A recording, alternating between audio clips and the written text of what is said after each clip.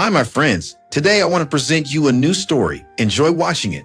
The grand hall shimmered under golden chandeliers, the soft hum of laughter blending with the upbeat rhythm of music.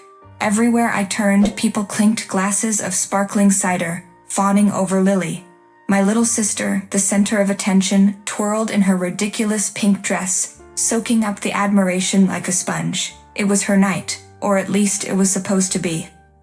I took another sip of champagne, my third despite no one actually offering me one, and leaned against the marble column, my fingers tightening around the glass stem. I watched as Lily leaned forward, blowing out the candles on her elaborate cake, the cheers and applause clawing at my insides. This should have been mine. A waiter passed by, and with a careless flick of my wrist, I snatched another drink. My lips curled as I took a slow sip, barely listening as guests buzzed around me. I wasn't supposed to be a forgotten shadow at my own family's event. Then, the microphone crackled, and my father raised his glass, beaming. "To my beautiful daughter, Lily, you've grown into such a wonderful young lady, and we couldn't be prouder of you." The crowd erupted into cheers. My stomach twisted. It was too much, too unfair. Before I knew what I was doing, I was moving. My fingers wrapped around the microphone, yanking it from its stand. The music screeched to a halt. A ripple of whispers spread across the hall. I smirked, tapping the mic. "Ah, perfect." My voice was light, almost amused. "Since we're all here celebrating my dear little sister's birthday, why not share a little family history?" Lily's face drained of color. My mother stiffened near the cake. The murmurs grew louder. 14 years ago, this little princess was born. And you know what that meant? My sweet 16 was cancelled. I raised a hand, silencing the gasps. "Yeah, you heard me." My parents decided that because they had a new baby, my party wasn't important anymore. A hush fell over the room. Lily's fingers trembled against the table. "Riva." My mother's voice was sharp, warning. I ignored her. And do you know what's funny? They didn't even offer to make it up to me. They just let it go, as if I didn't matter. I turned, locking eyes with Lily, my voice laced with venom. "But look at you now. A whole extravagant party, one I never got. So tell me, Lily." I leaned closer, my breath thick with alcohol. "Was it worth it?" Lily swallowed hard. Guests shifted uncomfortably. "You canceled your own party." My mother's voice rang out, cold and steady. "You threw a tantrum, Riva. You swore you didn't want one because it wouldn't be big enough. That was your decision." The words sliced through my drunken haze. The realization hit like a slap. People weren't nodding in sympathy. They were looking at me with disgust. Lily straightened, her voice calm. "I think you should sit down, Riva." My fingers curled around the mic. "Oh, now you have something to say." I laughed bitterly. Little Miss Perfect finally grew a spine. Before I could spit out another word, a waiter hurried past, his tray tilting. A slick smear of sauce spread across the floor. My next step landed directly in it. A startled gasp escaped my lips as my legs flew out from under me. The crash echoed through the silent hall, my arms flailing, my dress riding up, my drink splattering across my chest. Silence. Then, laughter. Low at first, then growing, until even the waiters were stifling chuckles. Heat surged to my face, but it was too late. The damage was done. Lily stood over me, eyes unreadable. Then, without a single word, she turned her back and walked away. The laughter still rang in my ears long after I stormed out of the hall, my heels clicking furiously against the pavement.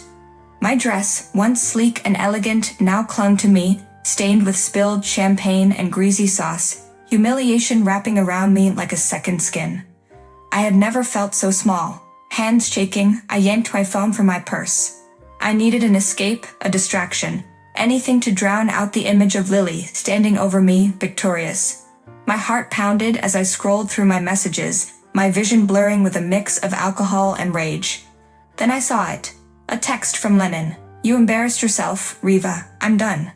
My stomach lurched. Done? He wasn't actually leaving me, was he? Fury surged through me. I dialed his number, gripping my phone so tightly my nails dug into my palm. It rang twice before he picked up. "Riva," Lennon sighed. "Go home. Sleep it off." My breath hitched. You're breaking up with me? You need to hear this, he said, voice firm. Tonight was too much. You've humiliated your sister. You made a fool of yourself. And honestly, I'm tired of pretending I don't see how selfish you are. The world tilted. Selfish. He was supposed to be on my side. He was supposed to understand. Lennon, don't do this, I whispered, voice trembling. You can't just walk away. But he already had. The line went dead. I stood frozen, the phone slipping from my grasp, crashing onto the pavement.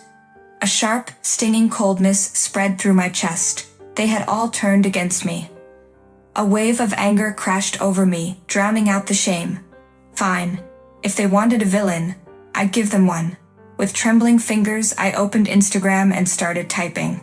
The truth about tonight. My family has always been jealous of me.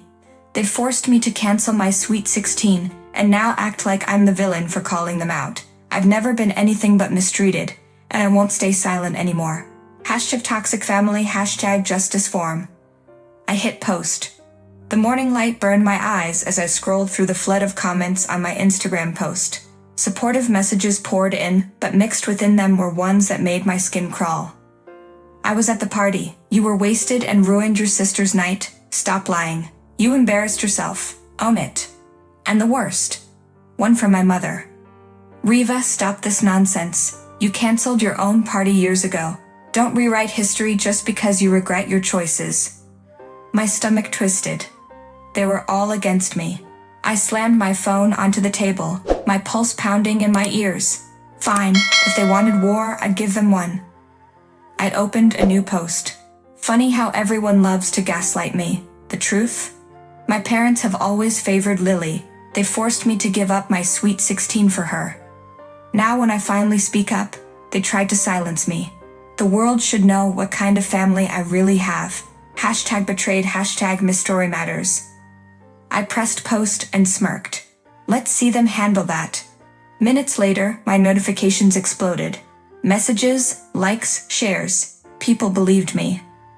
But then, one post shattered everything. A video.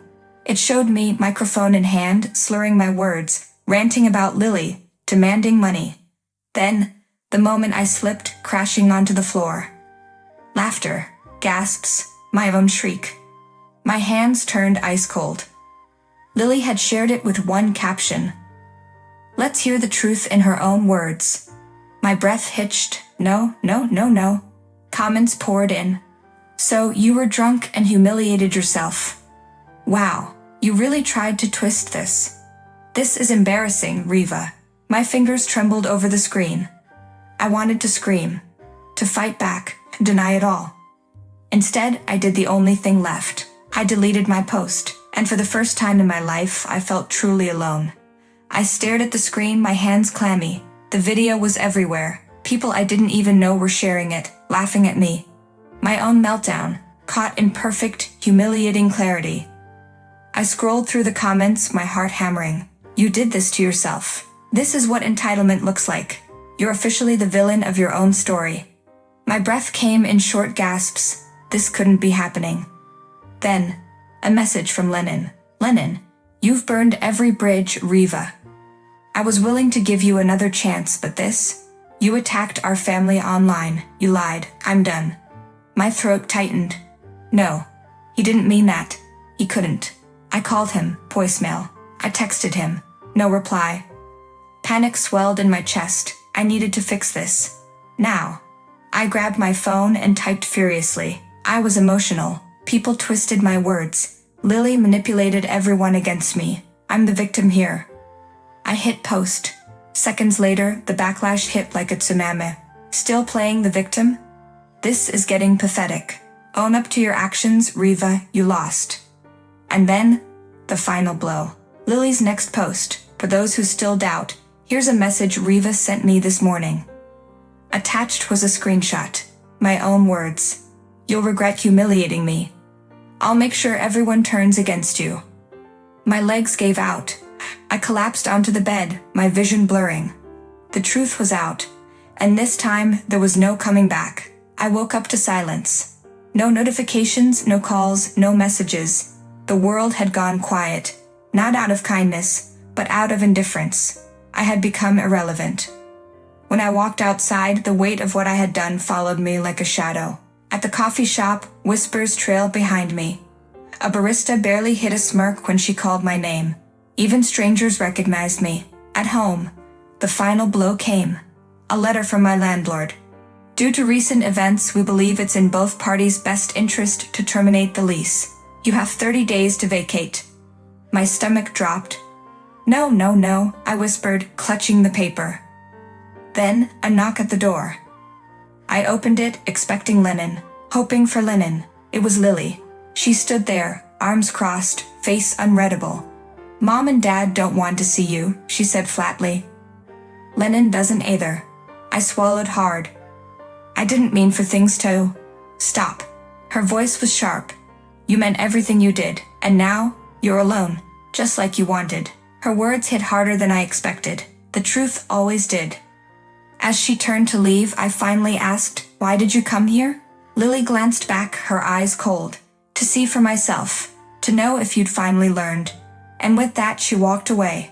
I stood there in the doorway, watching her disappear down the street.